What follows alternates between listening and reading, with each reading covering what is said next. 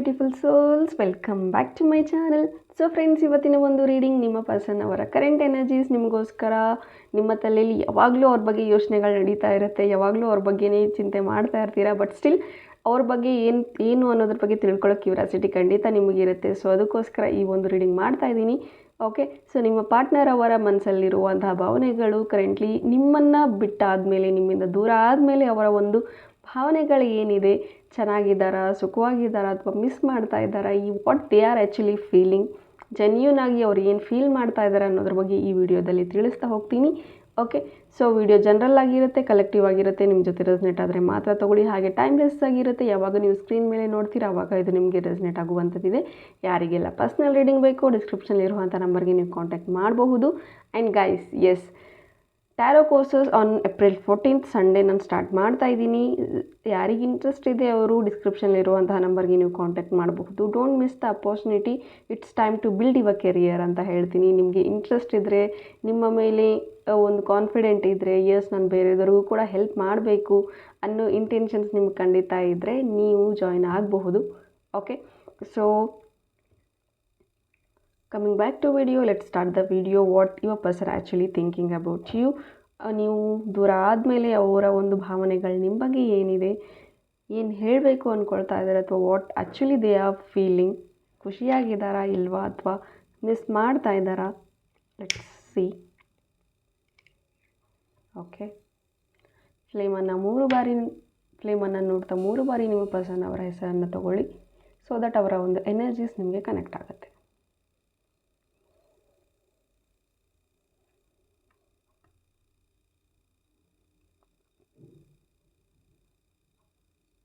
Okay,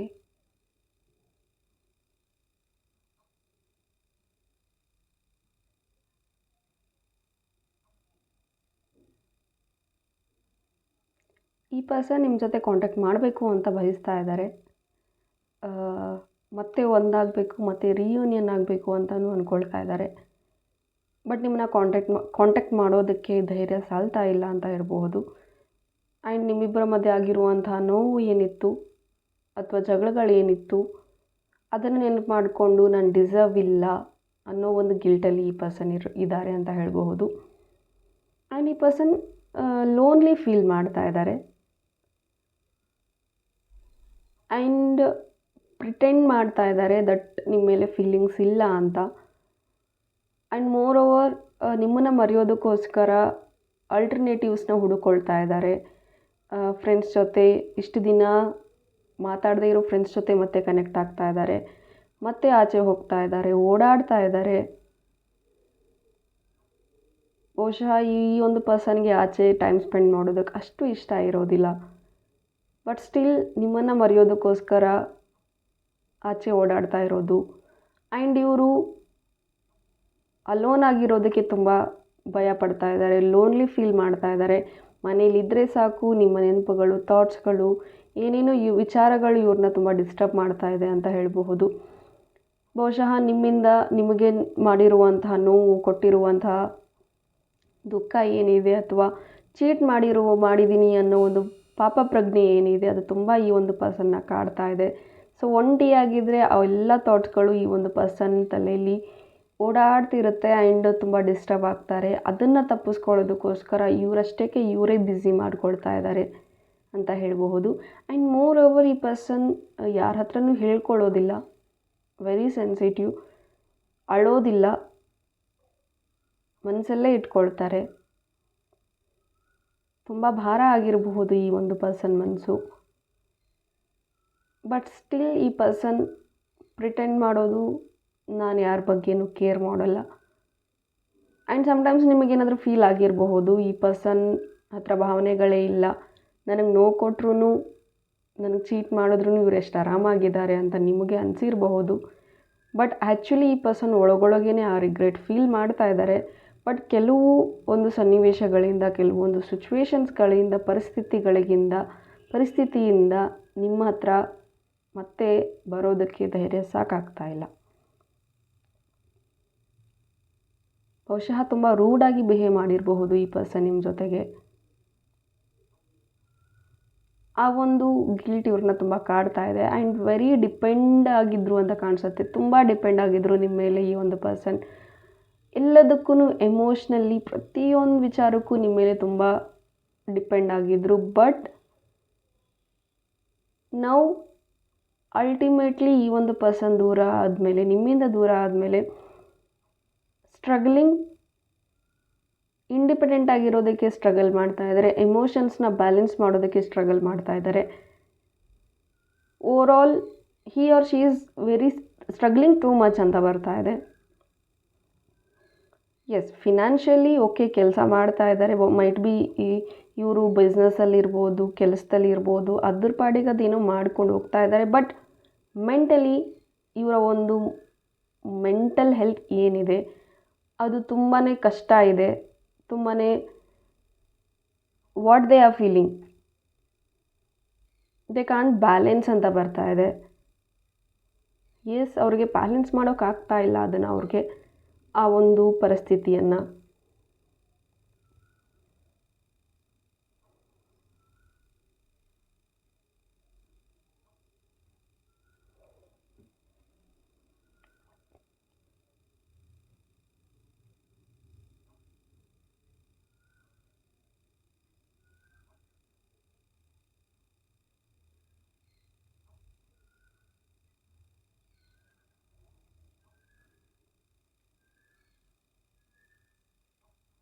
somewhere ಈ person ತುಂಬಾ wait ಮಾಡ್ತಾ ಇದ್ದಾರೆ ನಿಮ್ಮ ಜೊತೆ ಮಾತಾಡಬೇಕು ಅಂತ. ಆ್ಯಂಡ್ ಈ ಪರ್ಸನ್ ವಾಂಟ್ಸ್ ಫ್ರೀಡಮ್. ಎಸ್, ಈ ಪರ್ಸನ್ಗೆ ಫ್ರೀಡಮ್ ಬೇಕು ಅಂತ ಬರ್ತಾ ಇದೆ, ಇಂಡಿಪೆಂಡೆನ್ಸ್ ಬೇಕು ಅಂತ ಬರ್ತಾ ಇದೆ. ಬಟ್ ಈ ಪರ್ಸನ್ ಲೈಫ್ ಈಸ್ ಲೈಕ್ ಅದ್ಯಾವುದು ಸಾಧ್ಯ ಇಲ್ಲ ಅಂತ ಬರ್ತಾ ಇದೆ. ಅದ್ಯಾವುದು ಸಿಗ್ತಾ ಇಲ್ಲ ಈ ಪರ್ಸನ್ಗೆ ಅಂತ ಬರ್ತಾ ಇದೆ.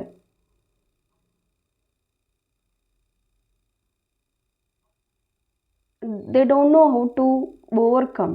ನಿಮ್ಮ ಒಂದು ನೆನಪುಗಳಿಂದ ಹೇಗೆ ಆಚೆ ಬರಬೇಕು ಗೊತ್ತಾಗ್ತಾ ಇಲ್ಲ. ತುಂಬ ಸ್ಟ್ರಗಲ್ ಪಡ್ತಾ ಇದ್ದಾರೆ.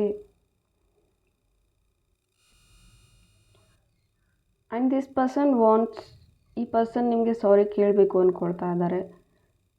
ಬಟ್ ಡೈರೆಕ್ಟಾಗಿ ಕೇಳ್ತಾ ಇಲ್ಲ, ಮನಸ್ಸಲ್ಲಿ ತುಂಬ ಸತಿ ಹೇಳ್ಕೊಳ್ತಾ ಇದ್ದಾರೆ ಐ ಆಮ್ ಸಾರಿ ಅಂತ ತುಂಬ ಹೇಳ್ತಾ ಇದ್ದಾರೆ, ಕಿರಿಸ್ತಾ ಇದ್ದಾರೆ. ಬಟ್ ಯಾರಿಗೂ ಕೇಳಿಸ್ತಾ ಇಲ್ಲ. ಆ್ಯಂಡ್ ಮೈಟ್ ಬಿ ಈ ಪರ್ಸನ್ ಮತ್ತೆ ನಿಮ್ಮ ಲೈಫಿಗೆ ಬಂದರೂ ಸಹ ನೀವು ನಂಬೋದಿಲ್ಲ ಅಂತ ಕೂಡ ಅವ್ರಿಗೆ ಗೊತ್ತು. ಬಿಕಾಸ್ ಅಷ್ಟು ಚಾನ್ಸ್ ನಿಮ್ಮ ಕಡೆಯಿಂದ ಸಿಕ್ಕಿದೆ ಈ ಪರ್ಸನ್ಗೆ. ಆ್ಯಂಡ್ ಸಪೋಸ್ ಅವ್ರಿಗೆ ಇನ್ನೂ ಥರನೂ ಅನಿಸುತ್ತೆ, ನಾನು ಮತ್ತೆ ಹೋದರೂ ಸಹ ನನ್ನ ಪಾರ್ಟ್ನರ್ ಅಕ್ಸೆಪ್ಟ್ ಮಾಡ್ತಾರೆ ನನ್ನ, ಬಟ್ ನಾನು ಇನ್ನೊಂದು ಚಾನ್ಸಿಗೆ ಡಿಸರ್ವ್ ಇಲ್ಲ ಅಂತಲೂ ಅವ್ರು ಅಂದ್ಕೊಳ್ತಾ ಇದ್ದಾರೆ. ಆ್ಯಂಡ್ ನಿಮ್ಮ ಪ್ಲೇಸ್ನ ಯಾರೂ ರೀಪ್ಲೇಸ್ ಮಾಡೋದಕ್ಕೂ ಸಾಧ್ಯ ಇಲ್ಲ ಅಂತಲೂ ಕೂಡ ಅಂದ್ಕೊಳ್ತಾ ಇದ್ದಾರೆ. ಬಟ್ ಸ್ಟಿಲ್ ಈ person not ready to take actions. ಅವ್ರು ನಿಮ್ಮನ್ನು ಲವ್ ಮಾಡ್ತಾರೆ, ಪ್ರೀತಿ ಮಾಡ್ತಾರೆ. But they don't know how to express. ಅವ್ರು ಅದನ್ನು ಯಾವ ರೀತಿ ಉಳಿಸ್ಕೊಂಡು ಹೋಗಬೇಕು ಅನ್ನೋ ಒಂದು ರೀತಿ ಗೊತ್ತಿಲ್ಲ. And might be starting initial ಡೇಸಲ್ಲಿ ನೀವು ತುಂಬ ಅವ್ರನ್ನ ಪ್ರೀತಿ ತೋರಿಸ್ತಿರುವಾಗ ಈ ಪರ್ಸನ್ ತುಂಬಾ ಇಗ್ನೋರ್ ಮಾಡಿದ್ದಾರೆ ಅಂತ ಕಾಣುತ್ತೆ. ಅಥವಾ ನೀವು ತೋರಿಸುವಂತಹ ಕನ್ಸರ್ನ್ಸ್ ಏನಿತ್ತು, ಸಣ್ಣ ಪುಟ್ಟ ವಿಚಾರಗಳಿಗೆ ನೀವು ಕೇಳ್ತಿದ್ದಂತಹ ಪ್ರಶ್ನೆಗಳಿಗೆ ಈ ಪರ್ಸನ್ ತುಂಬಾ ಇರಿಟೇಟ್ ಆಗ್ತಾಯಿದ್ರು ಅನಿಸುತ್ತೆ. ಆ್ಯಂಡ್ ಮೋರ್ ಓವರ್ ನಿಮ್ಮ ಪ್ರೀತಿಯಲ್ಲಿ ಓವರ್ ಪೊಸೆಸಿವ್ನೆಸ್ ಕಾಣಿಸ್ತಾ ಇತ್ತು. ಬಹುಶಃ ನೀವು ತೋರಿಸ್ತಿರುವಂತಹ ಒಂದು ಪ್ರೀತಿ ಏನಿತ್ತು, ಕನ್ಸರ್ನ್ ಏನಿತ್ತು, ಅದು ಇವ್ರಿಗೆ ತುಂಬಾ ಓವರ್ ಅನಿಸ್ತಾ ಇತ್ತು ಅನಿಸುತ್ತೆ. ಅಥವಾ ಅವರು ನಿಮಗೆ ತುಂಬ ಓವರ್ ಕೇರ್ ಮಾಡ್ತಾಯಿದ್ರು. ಅದು ನಿಮಗೆ ಎಲ್ಲೋ ಒಂದು ರೀತಿಯಲ್ಲಿ ಉಸಿರು ಕಟ್ಟಿಸ್ತಾ ಇತ್ತು. ಅಥವಾ ಅವ್ರು ತೋರಿಸ್ತಿದ್ದಂತಹ ಕಾಳಜಿಯಾಗಿರ್ಬೋದು, ಅಥವಾ ನೀವು ತೋರಿಸ್ತಿದ್ದಂತಹ ಕಾಳಜಿಯಾಗಿರ್ಬೋದು, ಇಬ್ಬರಲ್ಲಿ ಒಬ್ಬರಿಗೆ ತುಂಬಾ ಸಫೋಕೇಟ್ ಆಗ್ತಾಯಿತ್ತು, ಇರಿಟೇಟ್ ಆಗ್ತಾಯಿತ್ತು ಈ ಒಂದು ರಿಲೇಷನ್ಶಿಪ್ಪಲ್ಲಿ. ಆ ಒಂದು ಕಾರಣಕ್ಕೆ over care, over concern, over ಪೊಸೆಸಿವ್ಗೂ ಇಲ್ಲಿ ಸ್ವಲ್ಪ ದೂರ ಆಗಿರುವಂತಹ ಒಂದು ಸಾಧ್ಯತೆಗಳು ಕಾಣಿಸ್ತಾ ಇದೆ. ಆ್ಯಂಡ್ ಬಟ್ ನಾವು ಈಗ ಆ ಪರ್ಸನ್ ಅದನ್ನೆಲ್ಲ ಮಿಸ್ ಮಾಡ್ಕೊಳ್ತಾ ಇದ್ದಾರೆ. ಓವರ್ ಕೇರ್, ಕನ್ಸರ್ನ್ಸ್ ಏನಿತ್ತು ಅದು ನನ್ನ ಒಳ್ಳೆಯದಕ್ಕೆ ಇತ್ತು, ಅದನ್ನು ಈಗ ಇಬ್ಬರೂ ಸಹ ತುಂಬ ಮಿಸ್ ಮಾಡ್ಕೊಳ್ತಾ ಇದ್ದೀರಾ. ಬಹುಶಃ ನೀವು ಆಡ್ತಿದ್ದಂತಹ ಮಾತುಗಳಾಗಿರಬಹುದು, late night calls, late night messages, ಬಹುಶಃ ಇಲ್ಲಿ ತುಂಬ ರಾತ್ರಿ 4 ಗಂಟೆವರೆಗೂ ಸಹ ಚಾಟಿಂಗ್ಸ್ ಇರ್ತಿತ್ತು ಅಂತ ಕಾಣಿಸುತ್ತೆ. ಆ್ಯಂಡ್ ನೀವು ಲೋನ್ಲಿ ಫೀಲ್ ಆದಾಗ ಈ ಪರ್ಸನ್ ಜೊತೆ ನಿಮ್ಮ ಜೊತೆ ತುಂಬಾ ನೆನಪುಗಳಿದೆ ಈ ಪರ್ಸನ್ಸ್ ಜೊತೆ ನಿಮ್ಮದು ಅಂತ ಹೇಳ್ಬೋದು. ನೀವು ಒಂಟಿ ಆಗಿದ್ದಾಗ ಅಥವಾ ಅವರು ಒಂಟಿ ಆಗಿದ್ದಾಗ ನೀವು ಅವ್ರ ಜೊತೆಗೆ ಸಾಥ್ ನಿಂತಿದ್ರಿ. ಬಟ್ ಈಗ ನಿಮಗೂ ಸಹ ಯಾರೂ ಇಲ್ಲ, ಅವ್ರಿಗೂ ಸಹ ಯಾರೂ ಇಲ್ಲ. ಫ್ರೆಂಡ್ಸ್ ಜೊತೆ ಇವ್ರು ಆಚೆ ಹೋಗ್ತಾ ಇದ್ದಾರೆ, ಮಾತಾಡ್ತಾ ಇದ್ದಾರೆ. ಬಟ್ ಎಲ್ಲದರಲ್ಲೂ ಪ್ರತಿಯೊಂದು ವಿಚಾರದಲ್ಲೂ ಅವರು ನಿಮ್ಮ ಜೊತೆ ಇದ್ದಿದ್ರೆ ಹೀಗಿರ್ತಿತ್ತು, ನೀವು ಹೋಗಿರುವಂಥ ಜಾಗಗಳಿಗೆ ಮತ್ತೆ ಹೋದಾಗ ನಾವು ಈ ಥರ ಬಂದಿದ್ವಿ, ಎಷ್ಟು ಚೆನ್ನಾಗಿತ್ತು, ಆಲ್ ಆಫ್ ಅ ಸಡನ್ ಎಷ್ಟು ಬದಲಾಗ್ಬಿಡ್ತಲ್ಲ ಲೈಫು, ಈ ರೀತಿ ಯೋಚನೆಗಳು ಇವ್ರ ಮೈಂಡಲ್ಲಿ ಬರ್ತಾ ಇದೆ.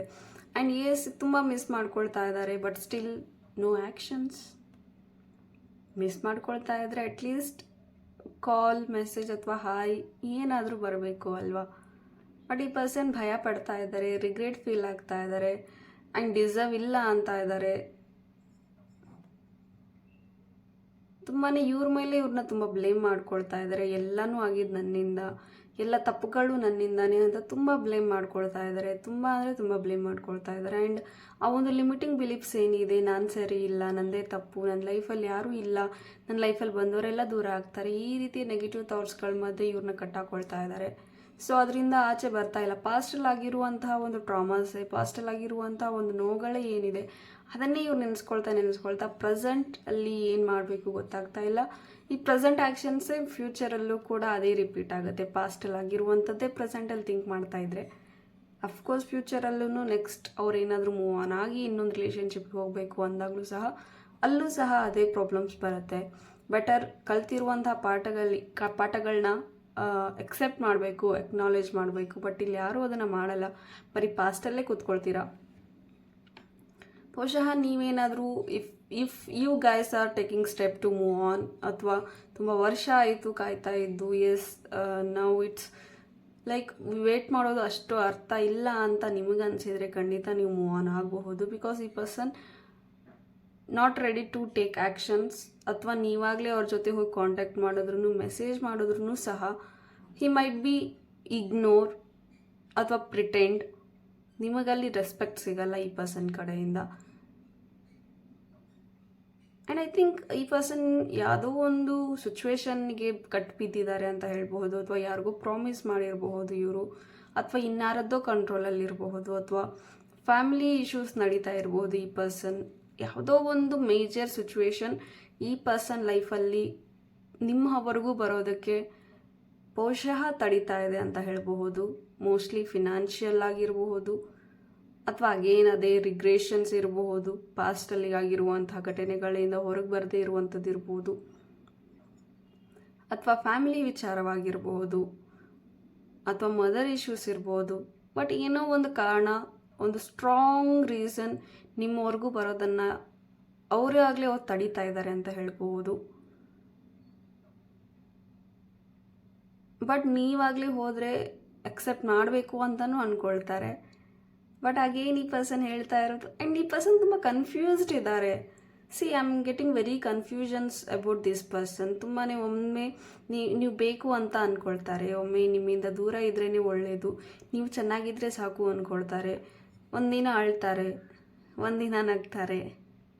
Because this person don't know what he want or what she want. ಅವ್ರ ಲೈಫಿಗೆ ಏನು ಬೇಕು ಅಂತ ಆ್ಯಕ್ಚುಲಾಗಿ ಗೊತ್ತಾಗ್ತಾ ಇಲ್ಲ ಈ ಪರ್ಸನ್ಗೆ ಅಂತ ಹೇಳಬಹುದು. ಆ್ಯಂಡ್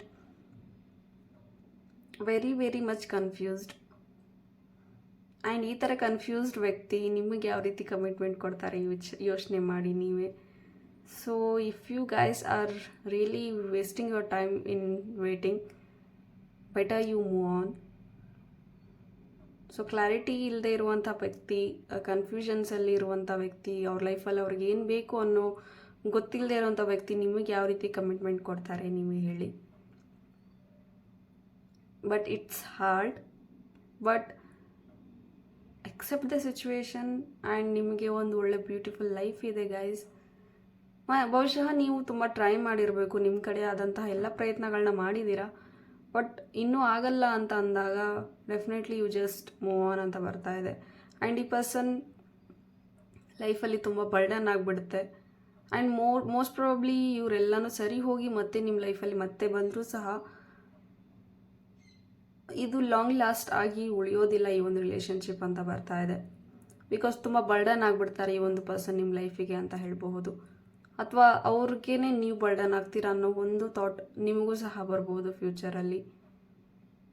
ಬಟ್ ರಿಯೂನಿಯನ್ ಅಥವಾ ಕಮ್ಯುನಿಕೇಷನ್ ಇಲ್ಲಿ ನನಗೆ ಅಷ್ಟು ಕಾಣಿಸ್ತಾ ಇಲ್ಲ. ಈ ಪರ್ಸನ್ ಕಡೆಯಿಂದ ಯಾವುದೇ ಆ್ಯಕ್ಷನ್ಸ್ ರೀತಿ ಬರ್ತಾ ಇಲ್ಲ. ಆ್ಯಕ್ಷನ್ಸ್ ಬೇಕು ಅಂದರೆ ಅವರು ಕನ್ಫ್ಯೂಷನ್ಸ್ನೆಲ್ಲ ಕ್ಲಿಯರ್ ಮಾಡ್ಕೊಂಡು ನಿಮ್ಮ ಹತ್ರ ಬರಬೇಕು. ಬಿಕಾಸ್ ನಿಮ್ಮ ಕಡೆಯಿಂದ ಎಲ್ಲ ಎಫರ್ಟ್ ಹಾಕಿದೆ. ನೀವು ಮತ್ತೆ ಹೋಗಿ ನೀವೇನಾದರೂ ಮತ್ತೆ ಟ್ರೈ ಮಾಡಿದ್ರೂ ಸಹ ನೋ ಯೂಸ್, ಬಿಕಾಸ್ ಆ ಕಡೆಯಿಂದನೇ ಬರಲಿ. ನಿಮ್ಮ ಸೆಲ್ಫ್ ರೆಸ್ಪೆಕ್ಟ್ ಆಲ್ಸೋ ಮುಖ್ಯ. ಹೋಪ್ ಈ ರೀಡಿಂಗ್ ನಿಮಗೆ ಇಷ್ಟ ಆಗಿದೆ ಅಂತ ಭಾವಿಸ್ತೀನಿ. ಇಷ್ಟ ಆಗಿದೆ ಕಮೆಂಟಲ್ಲಿ ತಿಳಿಸಿ. Thank you. God bless you all.